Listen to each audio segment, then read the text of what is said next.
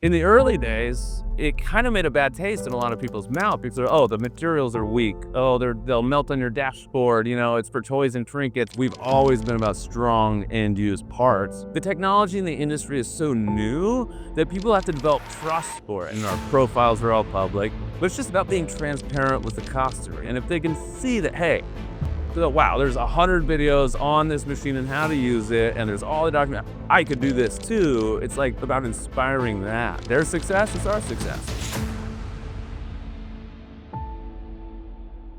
Welcome back to another episode of DIB Innovators. Dave Graff here, recording live from the floor at the Space Tech Expo in Anaheim. And I've got my guest, Rob Lent. He's the co-founder and COO of Vision Miner. It's a team that makes high-temperature 3D printing. Peak and Ultim, we'll get into what that means, but it's hard stuff, accessible to engineers building for space and defense. So, Rob, welcome to the show. Thanks for joining. Thanks so much for having us. This is great. So awesome. Well, let's go to it's got a great background, so let's run it back. Give us the origin story and how you came across this idea and what were you trying to solve and why did that problem set exist? Well, I got to give credit to Patrick Smith, the founder and CEO.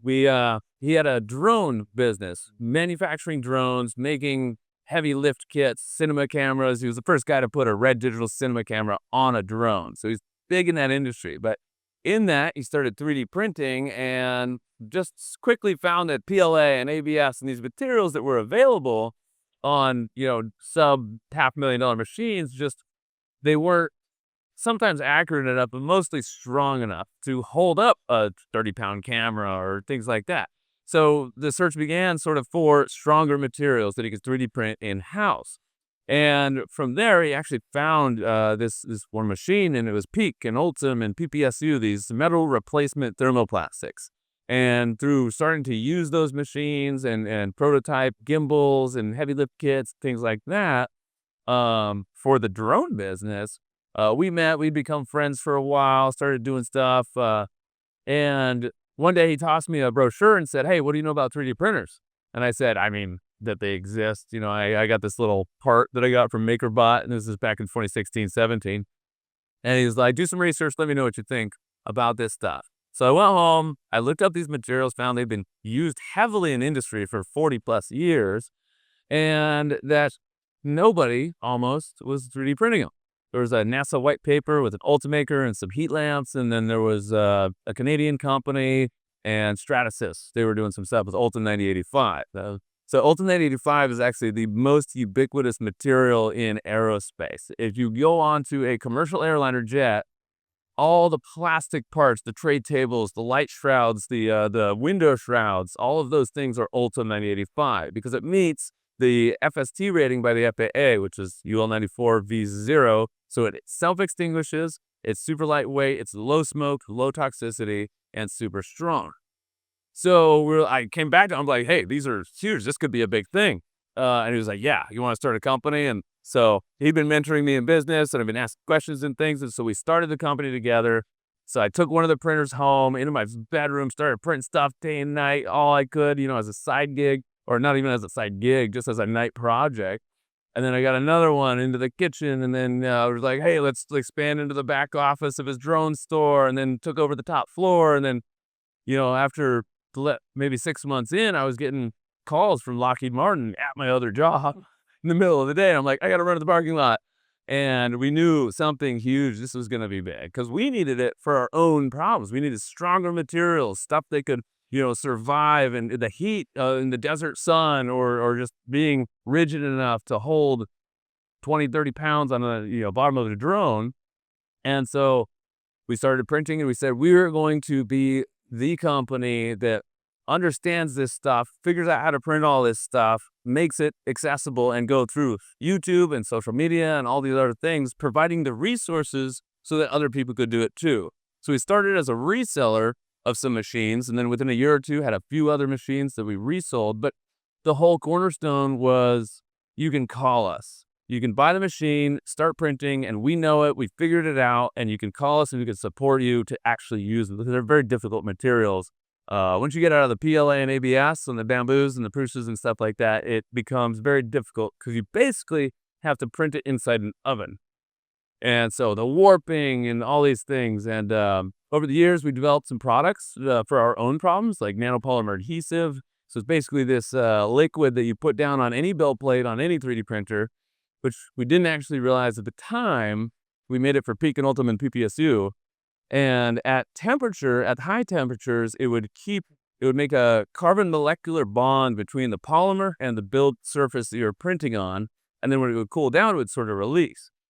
Now, one day we slapped it on the Ultimaker and it worked for every other plastic on the market. So that product's actually gone far and wide. There's resellers all over the world and people swear by it and rave about it. And I'm frankly still surprised that, like, we did not intend this, but it just works. It wasn't years of PhDs together studying. We did have to go out and find one of the world's best adhesive scientists and work with him. And it took about a month and a half before we had a working formula. And we were just mixing all the stuff and putting the stuff together. And we figured it out.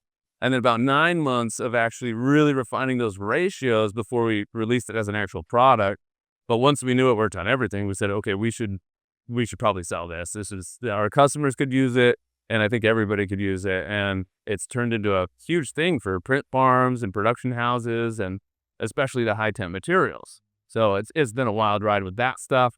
And then over the years, we picked up 3D scanners because they sort of go hand in hand with 3D printers, and then other 3D printing technologies. So now we actually resell Formlabs SLS printers for the powder bed fusion type polymers, and then SLA, serial lithography, or the photopolymer resins, where it cures the liquid resin on a build plate upside down. That's really good for high detail and all that sort of stuff. But Formlabs, they have 45 plus materials. The machines just work. And then we actually manufacture our own machine now, the 22 IDEX, at our factory in Ukraine. For the last 4 years, we've been developing and continually making that better and better. And it's been a wild ride over the last 9 years. What a story. So you have the capability to 3D print for like a Lockheed or for some supplier. Yet you then create YouTube to give it all away. Sort of. The knowledge. I mean, in the early days, there was actually, once the consumer industry took off, it was like, it kind of made a bad taste in a lot of people's mouth because the materials are weak. They'll melt on your dashboard. It's for toys and trinkets. 3D printing isn't for me, especially in the automotive world, because there's all these guys fabbing stuff up that could use 3D printing, but it created this reputation for 3D printers that was like, So we've had to work through that over the years, and we've always been about strong end-use parts. And yeah. So it's pretty good. Yeah, and you're using media that's helping you and just creating brand recognition, which has got to help. Awareness. Yeah, awareness, and you're helping.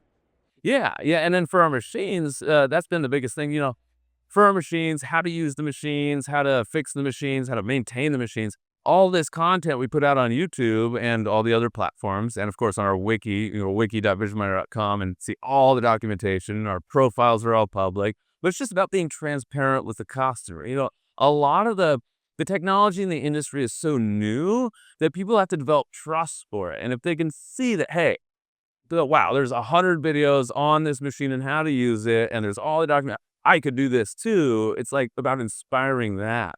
And so just by, putting it all out there and getting out there has been one of the keys to our success. And it's that transparency. Their success is our success. If their machine doesn't work and we can't help them fix it or make it work, we wouldn't be here at this point. It's not easy to work with these machines, And what hire was your digital creator, recorder?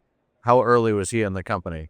Well, that was sort of me. Yeah, I started building websites at 8 years old. My dad, Gary, thank you. He was an IT guy. So I grew up wandering the server rooms and taking apart laptops and computers and doing all this stuff. So highly technical on the, web and coding, but also the electromechanical type stuff and building drones. That's how I met Pat at his drone store. I was flying the race drones, and so I was going in and asking for these little parts. They're like, dude, we don't even sell that. But he's like, you should meet the owner. He's also crazy and positive and energetic like you. And we just sort of became friends through that. So my background being in media and, advertising and really web and social and all this stuff and filming really got the start. But my first hire for that was actually a kid from a FIRST robotics team. They're a competition team. These are national competitions where the STEM program students actually build competitive large robots, and they have to play basically like sports ball type games with them, and they have these big competitions. So one day I was actually helping out with a big drone store launch, and this guy's dad was like, "Oh, do you work here?" And I said, "Well, no, I run the 3D printing thing upstairs." He said, "3D printing? My son knows how to 3D print. Do you need interns?" And I said, "Actually, that'd be great. I could really use some help. I'm very busy." And so we hired him to work on the machines. That's Matt. And within a couple of weeks, we noticed he pretty much always had a camera in his hand. And we were like, "Okay, hey Matt, why don't you help shoot some of these videos?" And so he just started doing that. And then we had a couple other kids working there. At the time, they were almost graduating high school. So it was, yeah, it was wild. But That's so cool. So back to what you're doing. So if I were a satellite, or launch hardware kind of company sitting out in this event and, they walk by your booth, what can you do for them that they probably aren't taking advantage of right now? So one of the big things is the materials that we work with are central in, especially what you said, satellite manufacturing. Cube satellites are huge. You have the 1U, 2U, 3U sizes, right? And they're, this big and that big and that big. And so being able to make a more compact, more efficient piece, because for cheaper, for less money, normally you'd have to buy a block of Ultim and then huck it out of the, on a CNC machine, and then most of the material's wasted. Whereas with 3D printing, you can actually print just the material you need. You can give it shapes and features you couldn't do before. You can put channels going through for wiring or anything else, and therefore shrink the size and make the parts more compact. I wish I'd brought some sample parts to show you. So making more efficient parts that you can't make via CNC via the nature of 3D printing. You can build it up from nothing and have features that you just couldn't get a drill in to cut material out. Or a part that would be 6 pieces, you can now print in a single assembly or a single part. How is it strength-wise compared to aluminum, titanium, if they were able to make a similar part? Like, how does that, obviously cheaper. I mean, weighs less. Yeah. And cheaper, probably. It definitely weighs less. A lot of times it can be cheaper because you're only using the material that's needed. As far as strength goes, it depends. We have a variety of materials. So like Ultim 1010, Ultim 985, you got PEEK, PEK, which is PEEK and PEKK, PAEK, AM200 part, polyaryl ether ketone. And they all have different properties. And there's a mix of strength. Everybody knows about the layer adhesion problem in FDM 3D printing, where it's usually going to break along the layer lines. So if that's important, you want to use a polymer that's optimized for that. So like AM200 PAEK, that's by Sabic, has incredible layer adhesion that then so does PEKK, just outrageous layer adhesion compared to something like Ulti 1010, depending on the machine that you build. And that's, if you buy a $250,000 machine and the chamber temp's at 230 Celsius while you're printing, you can get somewhere close to 90-95% strength as you would from an injection molded part. When you're printing in lower temp chambers, it's harder to get that. And it really depends on the geometry of the part, the tool path, how fast or slow you're going, things like that. But it can be, what I like to say, like PEEK itself is as strong, what is it? It's as strong as steel, but as lightweight as titanium. But again, it depends on the machine you're using and the geometry of the part and how it's designed. That's one thing we help our customers do. So a lot of people will send us this part they made for CNC or injection mold. And we're like, well, if you change this and modify that slightly, it'll be 10 times stronger. And it's kind of one of those games, I always thought 3D printing was pretty easy. Yeah. Well, it is. Nowadays, you can buy a printer for $200 at Micro Center. I mean, just hearing just the way you do that. So how does, let's say, government or highly regulated groups space? I mean, you're building a satellite. They know it needs to last. Yeah. You have reputation. You have the wherewithal. But if they use you or they use someone else, how did you ever get to the confidence that it won't fail in space or under the G forces or over time? Like, how did you build that up, and how did you really know you were able to figure it out Well, credit to Stratasys. They spent the last 20 years doing certifications and getting the industries to trust at least the high-end 3D printing. But then you have the material and the machinery, right? So on the material side, most of these materials have these heritages of certifications and things, and so they're already in use. And then a lot of the times, especially for smaller space companies, it just comes down to testing that part in various ways to ensure that it's going to work and be strong enough, or, hey, I think we can do this because it needs to survive gamma radiation and be totally radio transparent and survive the low temperatures of space. And then there's machine, flight certified parts that are going on an airliner. If you want to just print it and put it on, then it has to be a flight certified part. And there's either a process you go through with certifications with the FAA, or you have the machine and there's a little bit of paperwork, and then you can use those parts and put it straight on. But what we sort of do is we enable a lot of those mid to smaller businesses to create these parts and go through that slightly longer 2 to 3 more step certification process so they can, all right, for example, a private jet refurbisher. They're taking private jets and they're rebuilding parts, and it's an old jet, or maybe we had one customer and one of our dealers contrived design. He actually rebuilt the entire HVAC systems, hot air, cold air, AC, and hot air, cold air, and AC, and did all the ducting out on our machine, on our 22 IDEX.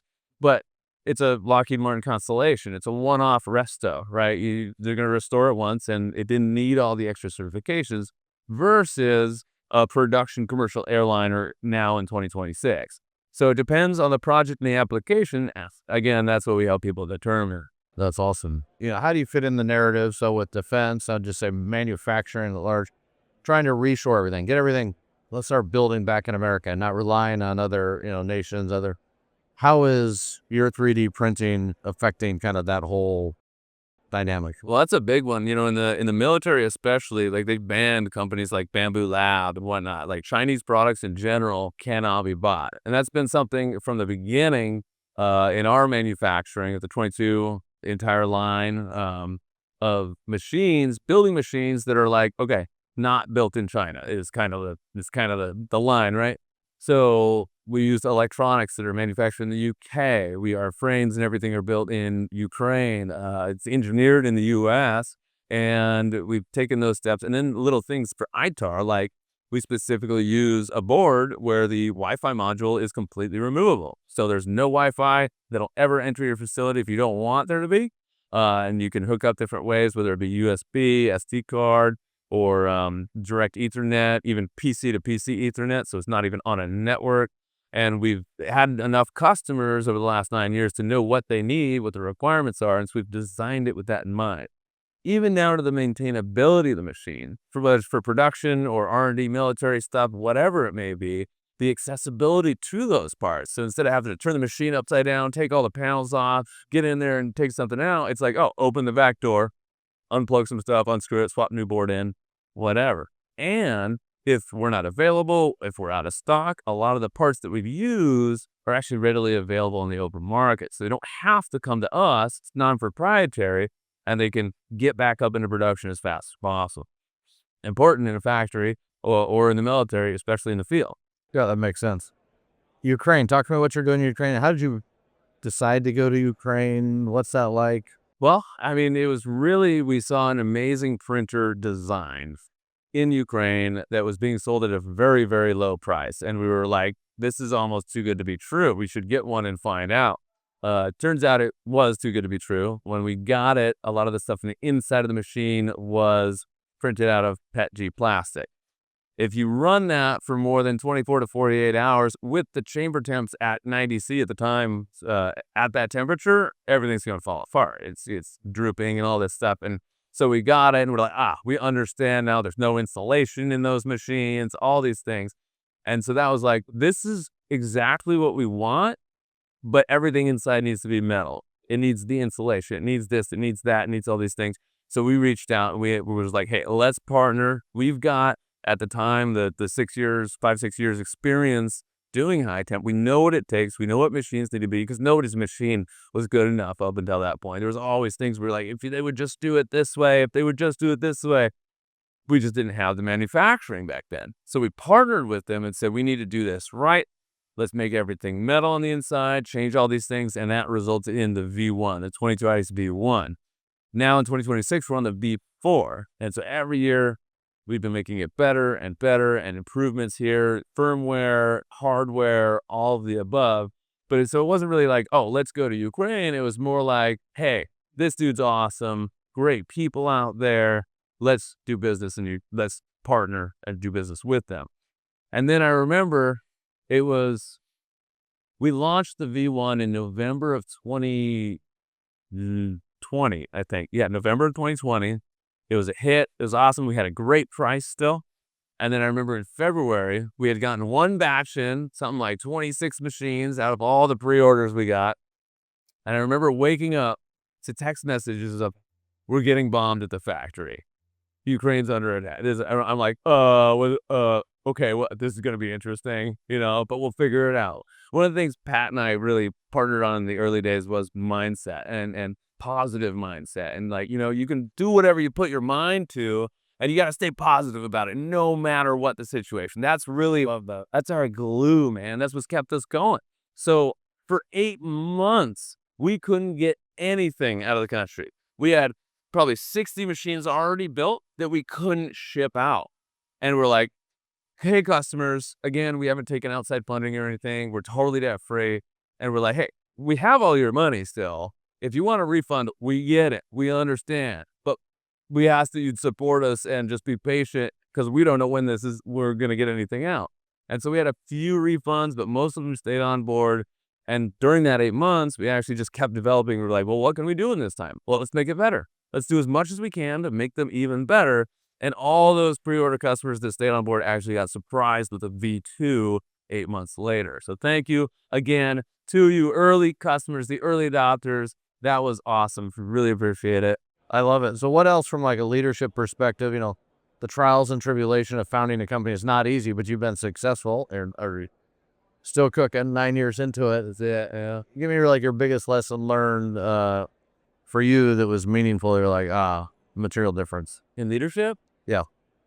Absolutely emotional control, tactfulness with your team, with your people, no matter what the situation. And I've learned the hard way sometimes. There's actually a friend. I've hired a lot of guys from my jiu-jitsu gym. Awesome guys. They're gritty, but they work hard. They've got a different mindset about them. If you can hire jiu-jitsu guys, I highly recommend it. Very good stuff.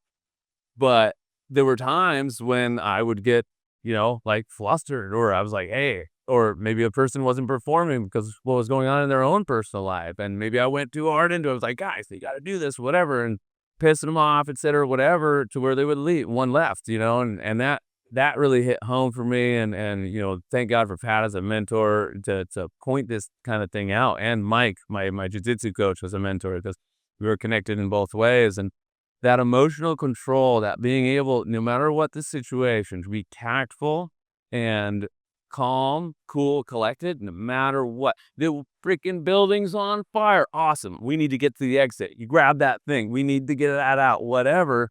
Not being, oh my God, and freaking out. How did this happen? Who did this?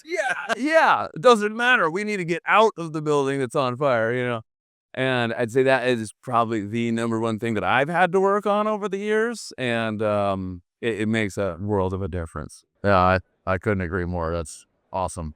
So where do you see yourself? And then let's go. Where do you see 3D printing? And then where do you see yourself in like 5 to 10 years? Man, so the industry, I remember one time I was this probably 5 or 6 years ago, I was walking a Rapid TCT show, and I'm just walking the halls looking at all the metal printing was just starting, and it's starting to become a thing. And there's all these machines, and there was this really, really old gentleman. He must have been 90 something on a walker. And I said, I got to ask that guy quick. I was like, hey man, what do you think about this show and this industry? He's like, oh, young man, this is just like the semiconductor industry in the 70s. And that got me excited because it really is. We're still, despite how how much it's gotten out there, you can go to Micro Center and buy a great printer for $200 to $300 now. It'd be printing at home with the basic stuff. You can buy titanium and copper and Inconel 3D printers. Like, it's come a long way, but we're still in the early stages. We're still being adopted by industry, by consumers, by prosumers. Even the fab shops around that are automotive shops. There's so many things they can do that aren't even. I mean, that's a very low adoption right now, or maybe 10 to 15% market penetration of who's going to be using this stuff. So over the next 5 to 10 years, I mean, I expect it to be extremely difficult to find any kind of machine shop or fab shop that doesn't have one or multiple 3D printers because it's a tool. What we've learned over the years is it's not about the end product being 3D printed. It's so much more about a tool in the tool belt to make the end product, whether the end product is 3D printed or the mold that made the end product was 3D printed, or the end effectors on the robot arms that were organizing the stuff and setting the chips and all these things were 3D printed to make it a more efficient process. The ROI of 3D printing is in the manufacturing process itself of whatever the end product is. Right. So 5 to 10 years, like, it'll be hard to not see 3D printers in any shop you go to. And man, with us, everything's been expanding. We've been growing the team massively, and we're just hitting a stride that is blowing me. I'm blessed and thankful to have made it this far. I mean, sometimes it's hard to. It's like, wow, just the guys that I have, I'm lucky to have. And I see us really, really just going and continuing and 10xing this business over the next even 2 to 3 to 5 years. And as we grow, and I ask God for the wisdom and discernment to do the right things and go the right direction, make the right decisions and the right people. And it's going to be incredible. Originally we were like, let's build a company and 5, 6 years we'll sell it. But that's a consumer industry mindset. You build something up, cool, exit, it's going to be a trend. It was early on that we realized, dude, we're in the manufacturing industry. Our customers are 100 years old, right? Like, this could be a 100-year family business. We could go public. We could get acquired. We could acquire more companies. Like, we'll see where the cookies crumble, but it's going to be exciting one way or the other, and every customer is unique, and it's a great starting up. Cool. Oh, Rob, thanks so much for joining. If folks want to follow you, you're obviously out there on the media. How best do they follow you or the company Vision Miner? So it's Vision Miner on every single platform. That's VISIONMINER. And that name actually comes from having a vision and mining it like gold. It's gold inside your head. That vision can become a reality, and you really, really got to go in and get it. So at Vision Miner, visionminer.com. And you'll find everything else from there. So good, man. Thank you very much. Enjoy that. We'll see you.